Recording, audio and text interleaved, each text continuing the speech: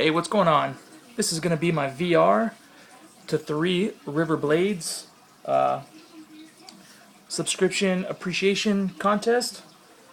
Dude, really like the vid you put out, and I really don't do VRs, but I really want to start doing them, get more involved in showing support to people on the YouTube community. So I figured, what better place than now, or what better time than now? So you asked basically to just share the story about the history of how you got into knives.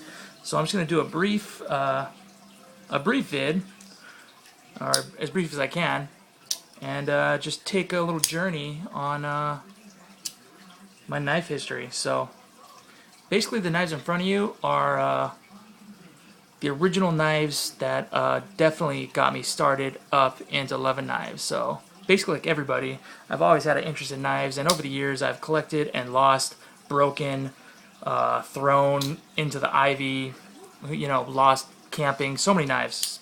But these are the ones that have stuck around for the long haul, and a few of these really date back. So basically one of the first knives that I ever received was this little guy right here, and it was from my grandpa Al.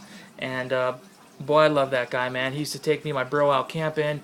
He used to take us to I remember they were building a huge row of townhomes, and there was a huge construction site. He used to go around and give us knives and let us play in the dirt and break shit and cut stuff up.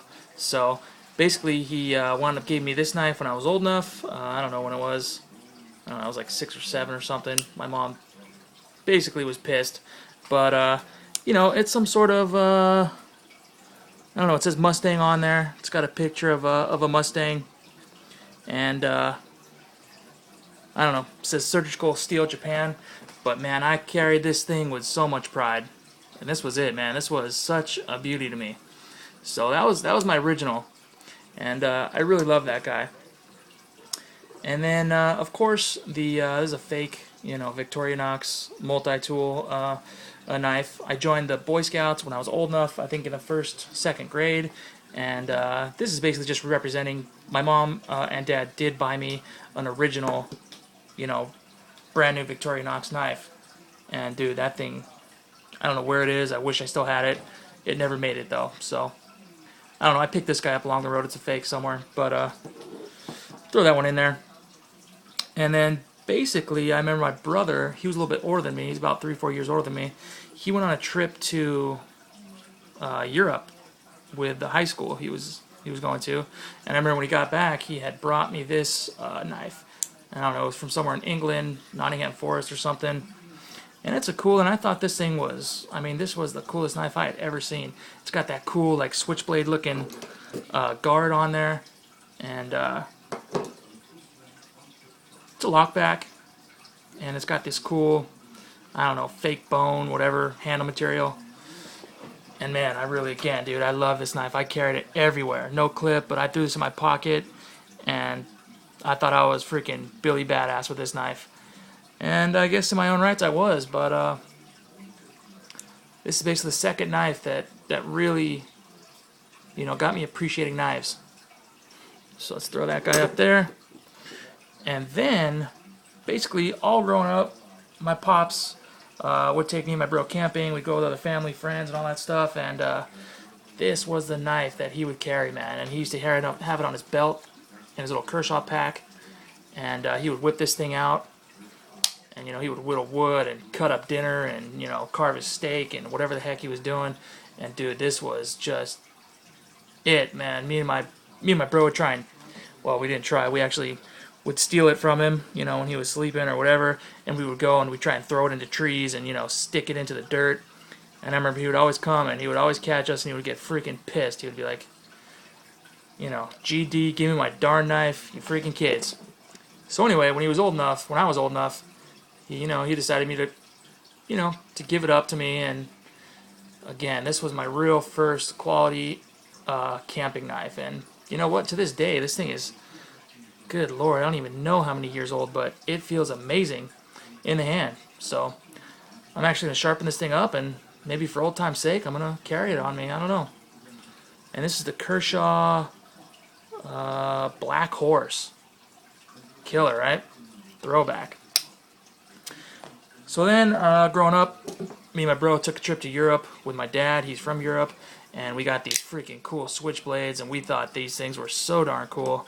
So we bought a couple of those, a big one and a mini one, and by this time, the knife fix was, full throttle. We each bought a butterfly knife. This is the only one that made it through. This thing has been flipped, thrown, dropped a million times over the years. Just a, crappy European, I don't know where we got it actually. I think it was in Hungary, somewhere in Prague or Hungary or Austria. I don't remember exactly where we picked it up. But the switchblades and the butterfly knives, dude, they were it, man. So that's basically how the origination of my knife fascination came into play. And then over the years, in comes the Big Five collection, CRKT, Smith and Wesson, Smith and Wesson. I don't know, Black Ops. I started messing with the handles and trying to do some cool pimp stuff and I don't know whatnot. My bro gave me this for my birthday when I was a lot older. It was my first assisted opener. Has the lock on it, and this is the flash too. What the heck? Come on, buddy. There we go. And funny story, I actually was on my bed with this one night, and I fell asleep. I woke up, threw the covers off me. The knife went flying into the air, and boom, stuck right in my foot. And I'll tell you what, I cut through my toe, through the tendon in my toe that allows you to lift and crunch your toes up, to lift and crunch, and it severed the tendon. So this thing, in my eyes, was like the sharpest knife in existence at that point. So, but basically,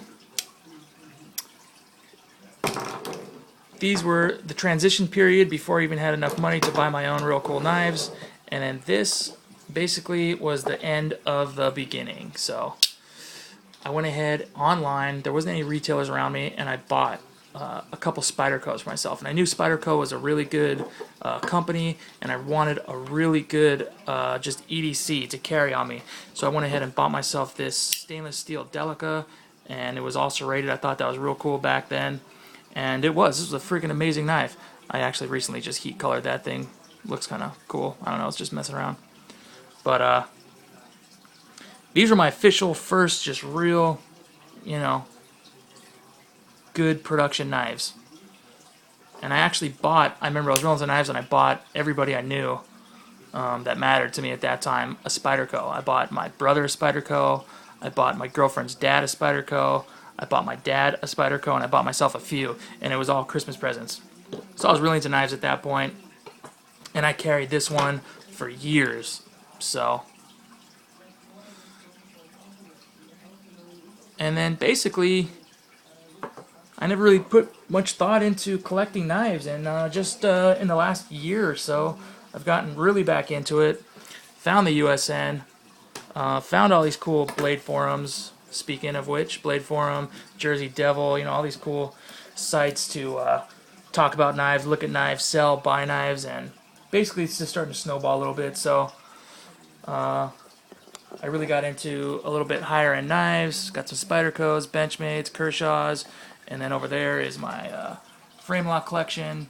I'm not going to get into them all. You can take a quick peek. There's a couple ZTs. Got the higher scale Jason Brown Sound Soldier flipper, and then basically I started doing some pimp work because I see all these guys doing it on forums and YouTube, and I was hooked, man. So I got this knife and I sent it off to Tough Thumbs, and man, he did a number on this thing. So really sweet. And then here's a couple knives I did. Not bad. Rat 1.